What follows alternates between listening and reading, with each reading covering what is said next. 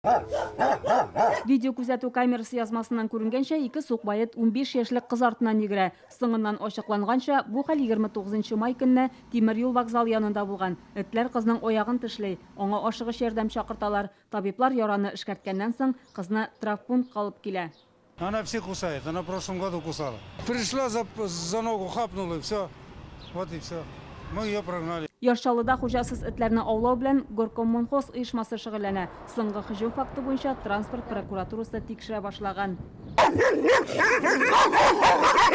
Күп очракта этләрдән балалар зыян күрә. Кайвакыт 4 аяклыларның ачуын чыгаруда нәкъ менә үзләре дә сәбәпче була ди белгечләр.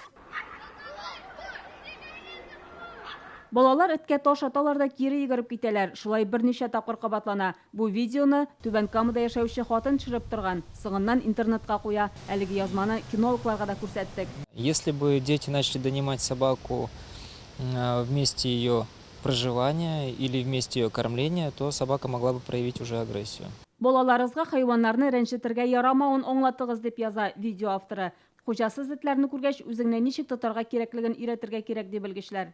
Если собаки лают на вас, Әгәр эт сезгә өрә ташламакчы була һәм аннан берничек тә котылу юлы юк икән, җиргә иелеп, нәрсәдер алып аңа аткан кебек хәрәкәт ясарга кирәк. Этләрнең 90% куркып чабачак, чөнки алар бу кизәнүне яхшы белә. Әгәр кулыгызда озон әйбер, мәсәлән, кулчатыр булса, аны хайванга төбәү зарур. Аны сезнең дәвамыгыз дип уйлап, бөтен ачуын шуңа юнәлдерәчәк. Белгечләр эт ташланганда эчке органнарга зыян килмәсен өчен иң беренче чиратта эшне сакларга киңәш итә. Шулай ук йөзне яшерү дә зарур. Мондай ысул апрель ахырында Осинова бистәсендә яшәүче бер малайның тормышын саклап калырга ярдәм иткән. Аны төрле тән җәрәхәтләре белән хастаханәгә илтәләр.